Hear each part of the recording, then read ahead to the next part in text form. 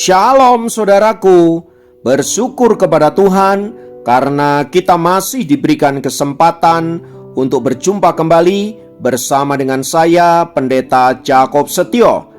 Kali ini masih tetap dalam program Sapa Jemaat. Saya rindu mengajak kita bersaat teduh bersama-sama. Mari kita berdoa. Tuhan, kami rindu firman-Mu akan meneguhkan kami, menguatkan kami, dan menuntun kami supaya sepanjang hari ini menjadi hari yang penuh berkat dan penuh dengan kemenangan. Kami siap diberkati oleh kebenaran firman-Mu. Terima kasih Bapa, dalam nama Yesus kami berdoa, haleluya, amin. Firman Tuhan kali ini terambil dari Yakobus 4 ayat yang ke-7. Yakobus 4 ayat yang ke-7 berkata, "Karena itu tunduklah kepada Allah dan lawanlah iblis, maka ia akan lari daripadamu." Saudaraku, dalam kehidupan kita sehari-hari, kita sering menemukan ada begitu banyak anak-anak Tuhan, termasuk mungkin diri kita, seringkali kalah dalam peperangan rohani menghadapi iblis. Hal itu terjadi karena iblis seringkali menerapkan strategi yang tidak mudah untuk ditebak. Terlebih lagi jika orang percaya dalam kondisi rohani yang tidak sehat. Strategi iblis kadang melalui sesuatu yang menakutkan atau teror, seperti yang hari-hari ini kita alami lewat COVID-19, dipakai oleh iblis untuk membuat banyak orang hidup dalam ketakutan dan kekhawatiran. Tetapi juga tidak jarang ia menggunakan cara-cara yang lembut, bahkan tidak mencurigakan, tetapi racunnya sangat mematikan. Karena berbahayanya tipu muslihat iblis ini, maka Rasul Yakobus menasehati kita untuk bersikap sebagai seorang pejuang rohani yang sedang ada di dalam medan peperangan, yang tidak boleh kalah oleh tipu muslihat iblis, melainkan harus menjadi pemenang. Karena itu, sesuai dengan firman Tuhan yang tadi kita baca di atas, saudaraku, paling tidak Rasul Yakobus memberikan 2 poin penting bagi anak-anak Tuhan untuk menjadi seorang pemenang. Yang pertama, tunduk kepada Tuhan. Mengapa poin ini penting? Saudaraku, manusia seringkali cenderung tidak menyadari keterbatasan akan dirinya. Hal itu menyebabkan manusia lengah dan tidak waspada bahwa dirinya terbatas. Bisa melakukan sesuatu yang kecil saja atau memiliki sesuatu yang sedikit saja, misalnya keterampilan atau kepandaian atau kekayaan dan kehormatan, langsung membuat dirinya menjadi sombong, merasa diri hebat, merasa tidak butuh orang lain, bahkan tak jarang merasa tidak butuh Tuhan. Itulah sebabnya, saudaraku, sebelum perintah untuk tunduk ini disampaikan, didahului dengan sebuah pernyataan. Allah menentang orang yang congkak, tetapi mengasihi orang yang rendah hati. Hal ini mau menegaskan bahwa tunduk kepada Tuhan adalah salah satu wujud dari kerendahan hati anak-anak Tuhan di hadapan Allah. Maka kata tunduk mempunyai makna dengan sadar menempatkan diri di bawah sesuatu atau di bawah orang lain. Itu artinya ketertundukan ini bukan karena paksaan, melainkan karena kerelaan dan sadar bahwa diri kita tidak berdaya tanpa pertolongan Tuhan dan bahkan tanpa orang lain. Dengan demikian, untuk bisa menjadi pemenang dalam peperangan rohani, seseorang harus dengan sadar menempatkan dirinya di bawah kekuasaan Tuhan dan di bawah otoritas daripada Tuhan. Sebab dialah yang berkuasa atas hidup kita, yang berkuasa atas segala sesuatu, bahkan masa depan kita pun ada di dalam genggaman tangannya. Maka dengan kekuatan yang datang daripada Tuhan, kita harus yakin kita dapat mengalahkan tipu muslihat iblis. Yang kedua, lawanlah iblis. Mengapa kita harus melawan iblis? Saudaraku, ketika kita takut, sebenarnya kita sudah berada pada titik setengah dari kekalahan melawan iblis. Dan kalau kita terus-menerus takut, kita sebenarnya sudah kalah.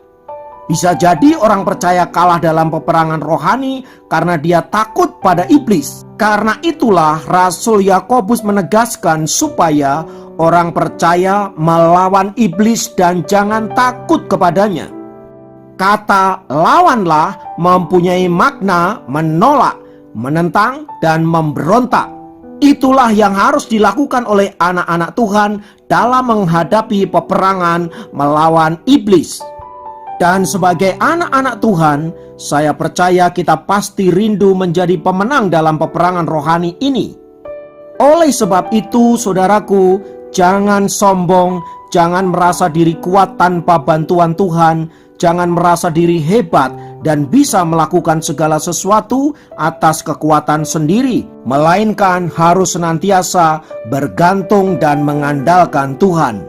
Hati-hatilah kalau kita merasa kuat, jangan-jangan kita akan mudah dikalahkan oleh pekerjaan iblis. Dan yang perlu senantiasa kita lakukan kepada Allah adalah tunduk kepada otoritasnya dan senantiasa bergantung kepada kekuatannya. Mengapa? Karena dialah yang terkuat dari seluruh kekuatan yang ada di alam semesta ini. Dan kekuatannya itu akan diberikan kepada kita jika kita merendahkan diri di hadapannya dan mengakui bahwa dialah kekuatan hidup kita satu-satunya. Jika semua itu kita lakukan, saudaraku, saya sangat yakin dan percaya kita akan menjadi pemenang-pemenang di dalam peperangan melawan tipu muslihat iblis yang hari-hari ini sedang bekerja dengan dahsyat dan luar biasa.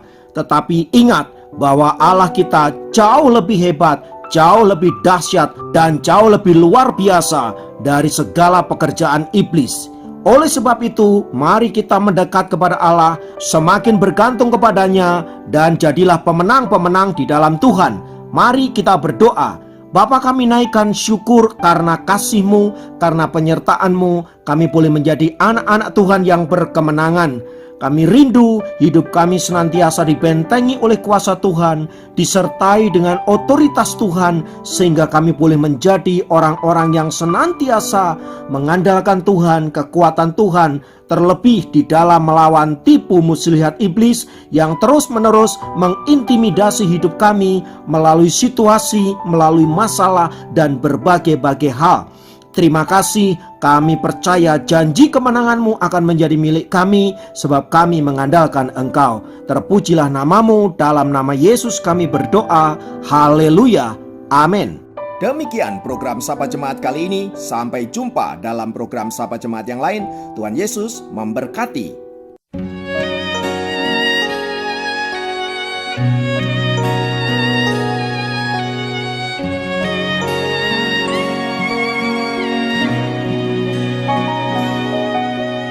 Berada di dalam hadirat-Mu lebih berharga dari 1000 hari. Berada di dalam hadirat-Mu ada mujizat dan anugerah-Mu. Setiap langkah ada di mata-Mu, Kau yang atur berjejakan anugerah. Tak Kau biarkan ku jalan sendiri, percayaku sepenuhnya di dalam-Mu.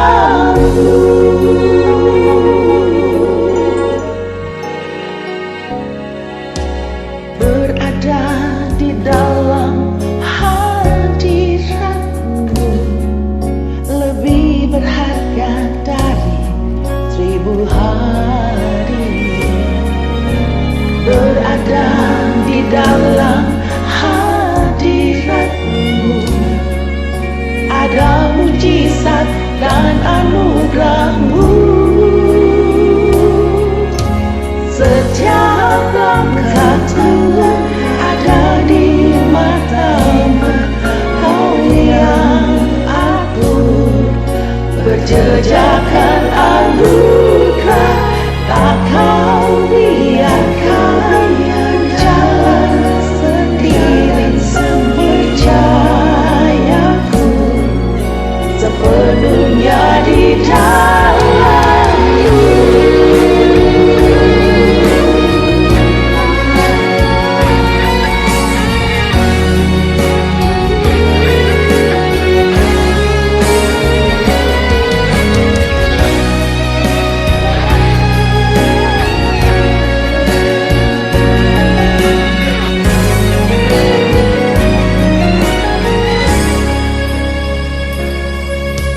Setiap langkahku ada di mata, Kau yang atur berjejakan anugerah.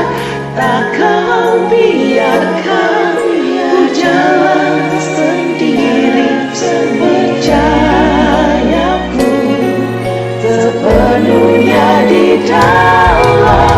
Setiap langkahku ada di mata-Mu, Kau yang atur berjejakan anugerah.